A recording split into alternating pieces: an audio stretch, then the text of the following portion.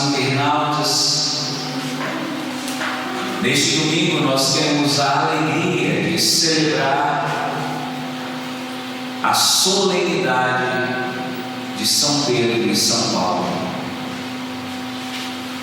considerados como as duas colunas da Igreja Católica Apostólica Romana. Uma data que para nós todo ano é celebrada com muita festa, em muitas comunidades, sobretudo no interior. Nós costumávamos a ver e participar de barraquinhas, de rezas do terço, levantamento do mastro, no dia 29 de junho, considerado o dia de São Pedro. Mas que nesse ano, por conta do coronavírus, as festividades ficaram comprometidas.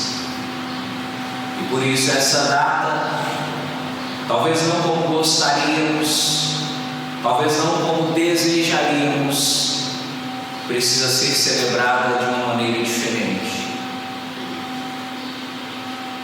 E eu fico até feliz de saber que, embora o aspecto cultural, social dessa data de hoje fique um pouco comprometido, o aspecto religioso, o aspecto espiritual desta celebração em nada fica comprometido pela pandemia de Covid-19. Eu acho até que talvez seja uma oportunidade que Deus está nos dando de celebrar a festa de São Pedro e São Paulo sem barraquinhas, sem muito barulho, sem foguetes, sem bandeira, para que nós possamos voltarmos à origem, ao sentido espiritual e verdadeiro desta data, desta celebração. Estamos nós aqui hoje, meu irmão, celebrando os dois grandes responsáveis depois de Jesus pelo aparecimento, pelo crescimento, pelo desenvolvimento da igreja da qual participamos. Hoje estamos celebrando talvez uma das principais datas da nossa fé católica cristã. Mas muitas vezes no aspecto cultural, as barraquinhas, a preocupação com as vendas, e muitas vezes o mastro, e muitas vezes os compromissos que nós vamos adicionando a esta solenidade, vai até nos desviando a atenção para que percamos o sentido profundo e verdadeiro do que estamos hoje celebrando. Que nesse ano em que as nossas barraquinhas quase que ficaram proibidas, nós possamos nos apegar ao que é mais profundo, ao que é mais até importante dessa data. Teríamos aqui que falar desses dois homens, Pedro e Paulo, dois homens de grande envergadura, dois homens de grande importância. E teríamos esse desafio de falar desses dois homens dentro do pouco tempo que nós temos para essa vida. Por isso, então, para não correr o risco de ser superficial, ou até mesmo de tocar no assunto e não poder desenvolvê-lo com você, eu me proponho para você a seguinte pedagogia. Hoje pela manhã eu tenho aqui nesta igreja duas missas, essa das 7 e a missa que vem a seguir das 9. Eu me proponho em uma das missas falar de um desses apóstolos e na outra missa falar do outro apóstolo. Nessa me proponho a falar com você sobre o apóstolo Pedro, na próxima falar sobre o apóstolo Paulo. Você pode até falar assim, mas Fábio, vai ser injusto porque eu não posso participar das duas. eu vim nessa das 7, na das 9, não tem condição de ficar, não tem problema. Nós estamos e estaremos gravando essas 2 homilias e vamos deixar disponíveis para você no YouTube. Você pode entrar no canal do Padre Wagner e assistir a homilia que você precisa para completar esse conhecimento. Se você participou da missa das 7, então você assiste no YouTube a missa ou a homilia das 9. E se essa fosse a missa das 9, você poderia depois assistir a homilia das 7. Fazemos isso para que possamos aprofundar mais e assim entrar mais em detalhes que talvez, se fôssemos falar dos dois em uma única missa, não teríamos condição. Se você concorda, se você entende, se você está disposto a seguir essa pedagogia, metodologia do Padre, diga para todos os internautas ouvirem: amém. Amém. Então vamos lá. Nossa missão nessa missa é falar sobre o apóstolo Pedro. Quero trazer para você algumas informações novas sobre ele. Eu gostaria muito que você não se esquecesse dessas informações, porque talvez, dificilmente você as ouvirá em outro lugar, de uma outra maneira, e por isso são informações valiosas para nós. Antes de tudo, precisamos lembrar que nesse dia 28, já estamos comemorando o dia de amanhã, dia 29, a data mesmo é 29, mas a igreja estabeleceu assim: quando essa data não cai num domingo, então ela é celebrada no domingo mais próximo. Como hoje, domingo, era o dia mais próximo do 29, então estamos celebrando hoje. E o que estamos celebrando mesmo nesse dia? O martírio de São Pedro e São Paulo. O que é o martírio? É a morte, e não é qualquer morte, é a morte por assassinato. Por isso o padre está vestido de vermelho, para representar o sangue que esses 2 apóstolos derramaram por Jesus e pela fé cristã. O martírio deles se deu de uma forma muito peculiar.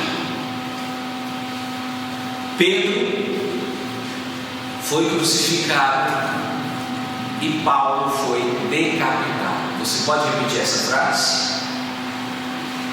Pedro foi crucificado E Paulo foi decapitado.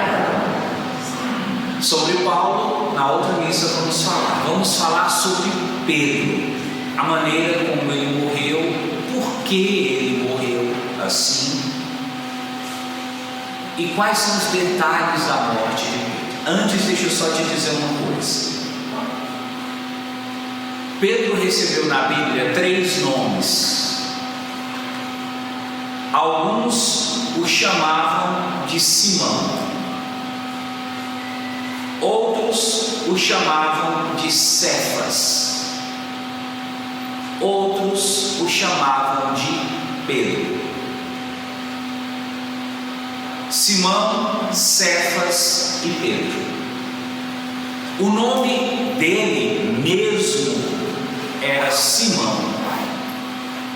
O nome que a mãe dele, o pai dele deram para ele foi esse, Simão.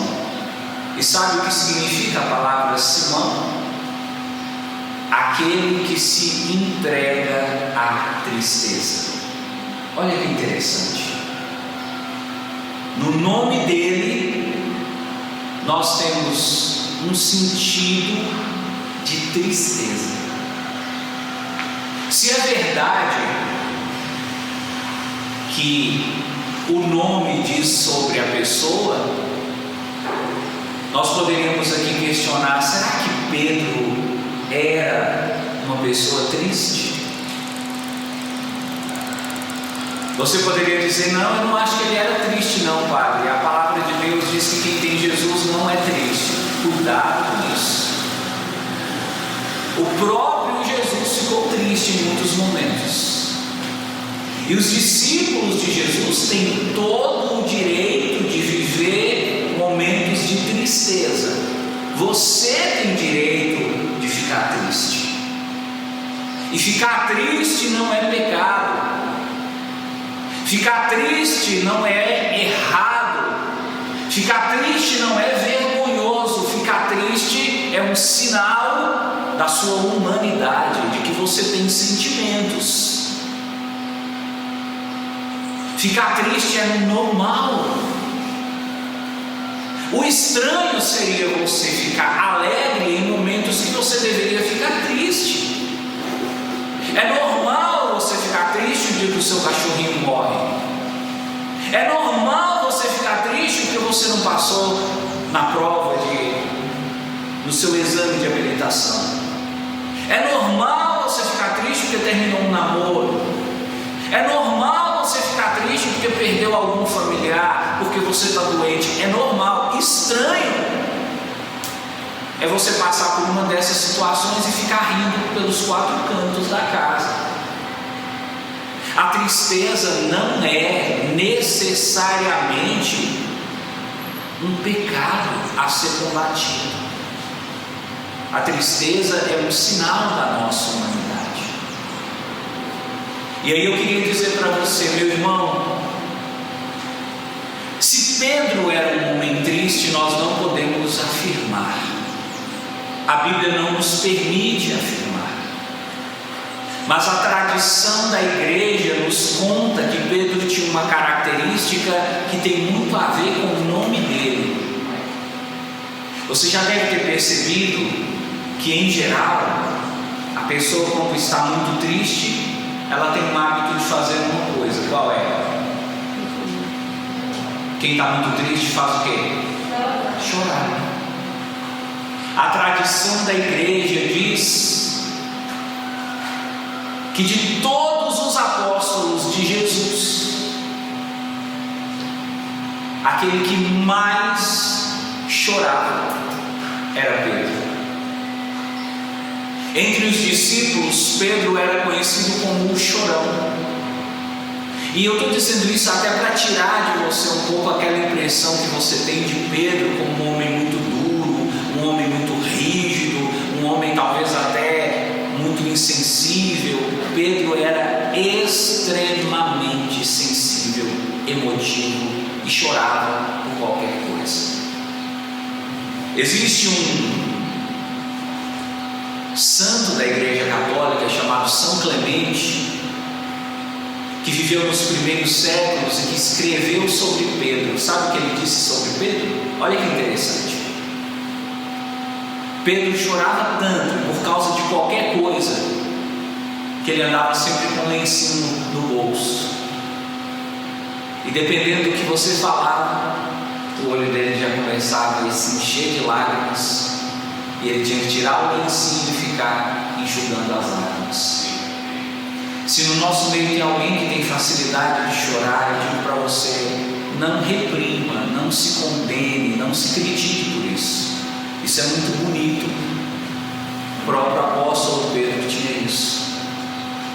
Nesse livro de Clemente, que é um dos precursores da nossa igreja, ele conta uma coisa interessantíssima que talvez você não sabia. Ele diz que depois que Pedro traiu Jesus, depois que Pedro ouviu o galo cantar, e ele tinha traído pela terceira vez, porque veja, vamos recapitular. Eles estavam na última ceia. Jesus falou: um de vocês vão me trair, e eu vou ser entregue nas mãos dos judeus, e todos vocês vão embora, todos vocês vão me abandonar. Pedro, quase que sem acreditar naquela palavra, disse assim: jamais, Jesus, eu vou com o Senhor para onde o Senhor for. Se preciso, eu darei a minha vida pelo Senhor. E Jesus fala: Pedro, você dará a sua vida por mim. Antes que o galo cante, você me negará 3 vezes. Veja, Pedro negou Jesus 3 vezes, e da 3ª vez o galo cantou. Esse autor Clemente diz que esse momento em que o galo cantou marcou tanto a vida de Pedro, que mesmo depois que ele se reconciliou com Jesus, mesmo depois que Jesus ressuscitou, mesmo depois que Jesus subiu ao céu e que Pedro assumiu a igreja como seu primeiro papa, isso ficou marcado em seu coração. E todas as vezes que Pedro ouvia um galo cantar, onde ele estivesse, ele se ajoelhava, tirava o seu lencinho e começava a chorar. O canto do galo marcou tanto ele, que ele chorava todas as vezes que ele ouvia, porque ele se lembrava do dia em que ele traiu Jesus. Veja você que Pedro era um homem extremamente sensível. Pedro não tinha vergonha de chorar. Pedro não era dessas pessoas que ficam muitas vezes até segurando o choro com medo do que os outros vão pensar. Hoje nós vemos isso dentro da igreja. Não sei quem foi que nos disse, não sei quem foi que nos ensinou que não pode chorar na igreja. Então tem pessoas que vêm para a igreja e até se emocionam na presença de Deus, mas não querem chorar. Eu não posso chorar. Como se chorar fosse errado, chorar fosse proibido. Hoje Pedro diz para você também, internauta, não tenha medo de chorar. Chorar é colocar para fora as dores e as alegrias da alma. Chore. Quando você estiver angustiado, chore. Quando você estiver triste, chore. Mas quando você estiver alegre também, se a vontade de chorar vier ao seu coração, chore. Chore assistindo filme, chore assistindo suas novelas, suas séries de TV. Chore. Isso é você lavando a sua alma. O choro é a faxina da alma. Você pode repetir isso? O choro é a faxina da alma. Chore se você for mulher, chore se você for homem. Quem foi que falou que homem não chora? Talvez isso venha até dos nossos pais, da nossa mãe. Muitas vezes quando a gente é criança, o pai diz, a mãe diz, não chora. Tem uns que até falam, engole o choro. E fica parecendo que chorar é proibido. Pedro diz, não tenha medo de chorar. Eu, o chefe da igreja, o primeiro papa que essa igreja teve, eu fui um homem que nunca tive vergonha de chorar. Por essa sensibilidade, por essa humanidade de Pedro, por tudo que ele representa para a igreja, possamos nós dar uma salva de palmas para ele.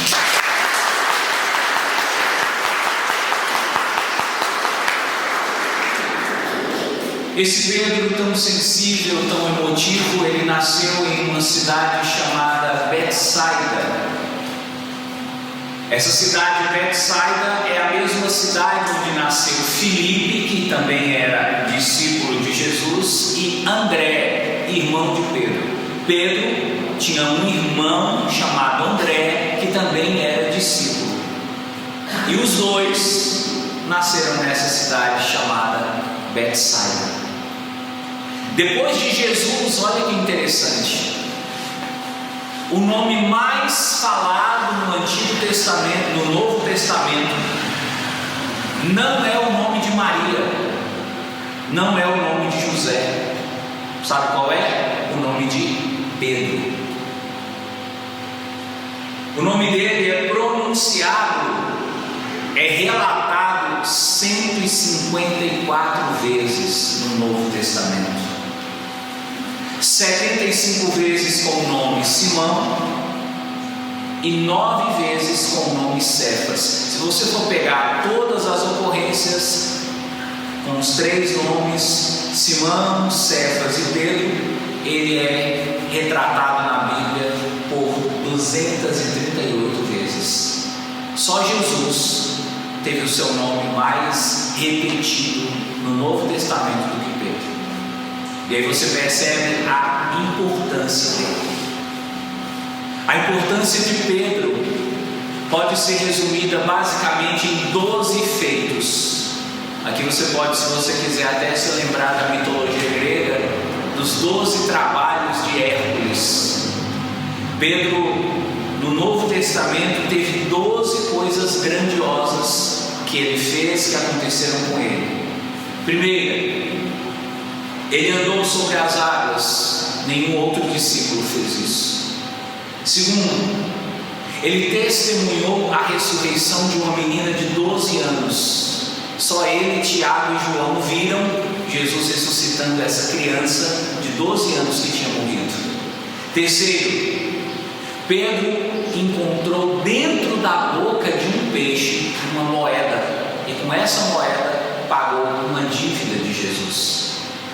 Quarto, Pedro recebeu as chaves do reino dos céus. Quinto, Pedro recebeu a missão de apacentar as ovelhas. Por isso ele é o primeiro Papa, porque foi para ele que Jesus confiou a missão de apacentar, ou seja, cuidar, conduzir as ovelhas, que somos nós, os cristãos que participamos da igreja. Sexto, no dia de Pentecostes, Pedro fez uma pregação, e com uma pregação ele conseguiu converter 3.000 pessoas. Sétimo, Pedro profetizou a morte de Ananias e Safira. Oitavo, Pedro encontrou um homem que estava paralítico chamado Enéas e o curou da paralisia. Nono, Pedro batizou um homem chamado Cornélio. Décimo, Pedro ressuscitou uma menina chamada Tabita, uma mulher chamada Tabita. Essa mulher tinha morrido e Pedro orou sobre o corpo, e Pedro orou sobre o defunto, e a mulher voltou à vida. 11º, Pedro curou pessoas que estavam doentes com a sombra do seu corpo. Veja o poder que Deus deu para esse homem. Ele, para curar alguém, não precisava de tocar a pessoa. A sombra de Pedro, se passasse por alguém, curava as doenças. E 12º, que é a primeira leitura de hoje, quando Pedro foi preso por Herodes, ele foi libertado por um anjo. Uma última coisa que eu quero falar para você sobre Pedro, e que também é muito interessante, é a maneira como ele morreu. Eu disse para você, deixa eu ver se você está com a memória boa. No início nós falamos que hoje nós celebramos 2 apóstolos. Quais são? E disse para você, Pedro morreu de um jeito, Paulo morreu de outro jeito. Como foi que Pedro morreu? Crucificado. E o que é morrer crucificado? É morrer pregado na cruz. Pedro morreu pregado na cruz como Jesus. Só que Pedro ele fez um pedido, ele tomou uma decisão muito estranha e ninguém entendeu por que ele pediu aquilo. Quando decidiram que Pedro iria morrer crucificado, ele falou: eu quero pedir uma coisa. E os soldados disseram: o que você quer? E ele falou: eu quero ser crucificado de cabeça para baixo. Sabia disso? Pedro foi crucificado de cabeça para baixo. Por que será? Se você for mais superficial, você vai dizer assim: é porque ele não se achava digno de ser crucificado na mesma posição que Jesus. Ele pediu para ser crucificado de cabeça para baixo porque ele não se sentia digno de morrer na mesma posição que o rei, o mestre, o Senhor dos senhores. Essa explicação ela é até válida, mas ela não é suficiente para que possamos entender tudo o que aconteceu. Pedro foi crucificado primeiramente porque ele foi preso em Roma, mas ele não tinha cidadania romana. Ele era um forasteiro naquela cidade. E em Roma havia uma lei que dizia que quando um forasteiro que não tinha cidadania romana morresse ali, ou melhor, praticasse um crime ali, ele deveria ser punido com a morte, mas não qualquer morte, a morte de cruz. Por isso todo mundo assusta com o fato de Jesus ser crucificado, porque Jesus ele não era forasteiro, Jesus ele era de casa, e mesmo assim ele recebeu a punição de um estrangeiro. Pedro não. Ao decidirem que ele iria morrer crucificado, eles estavam seguindo a lei realmente dizia isso. Você está na cidade de Roma, se você cometeu um crime grave, você vai morrer e a sua morte vai ser crucifixão. Mas Pedro falou: eu quero morrer de cabeça para baixo. E aí nós temos um autor dos primeiros séculos da igreja chamado Egésimo, que escreveu o último testamento de Pedro. E nesse último testamento de Pedro, não sabemos se foi Pedro mesmo que disse, se foi ele que colocou essas palavras na boca de Pedro, mas ele nos conta o verdadeiro motivo pelo qual ele quis ser crucificado de cabeça para baixo. Pedro diz assim: a maneira como uma pessoa morre tem a ver com a maneira como ela vem ao mundo. Jesus foi crucificado de cabeça para cima para nos mostrar que ele veio de Deus e desceu a terra. Por isso os pés dele ficaram para baixo, porque ele desceu para a nossa salvação. Pedro disse: eu quero morrer de cabeça para baixo para mostrar para o mundo inteiro que eu vou fazer o processo contrário de Jesus. Eu não nasci do céu, eu nasci da terra, por isso a minha cabeça tem que estar voltada para o chão. Mas depois de ter nascido aqui nessa terra, depois de ter visto como as coisas funcionam nesse mundo, depois de ter descoberto que eu não encontro aqui nesse planeta a minha alegria está no céu, então eu me decidi a seguir em direção ao céu.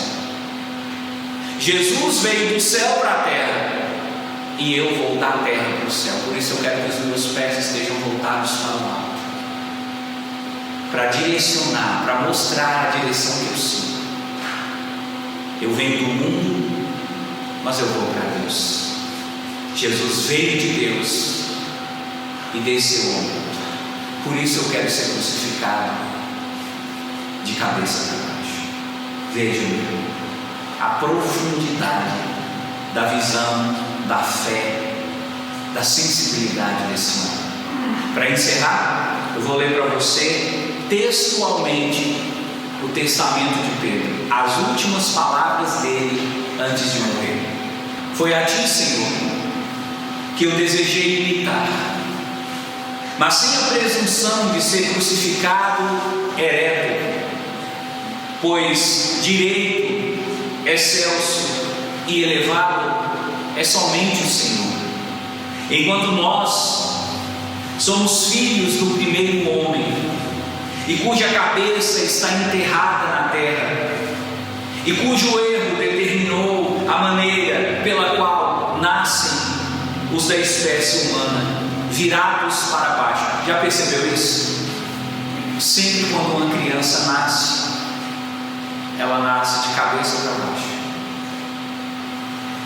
como se a criança, e até dentro da barriga da mãe, quando a criança está perto de nascer, a cabeça dela está virada para baixo e os pés dentro da barriga estão para cima. Pedro sabia disso. Ele entendeu o sentido disso e disse: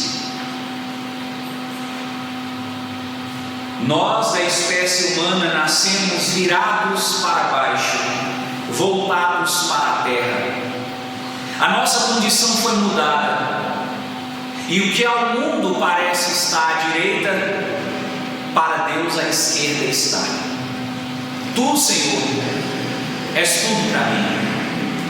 Tudo que tu és por mim, e nada há além de ti. Eu te agradeço, Senhor, com toda a minha alma, pela qual eu vivo, pela qual eu compreendo, pela qual eu falo, pela qual eu te adoro. Louvado seja nosso Senhor Jesus Cristo.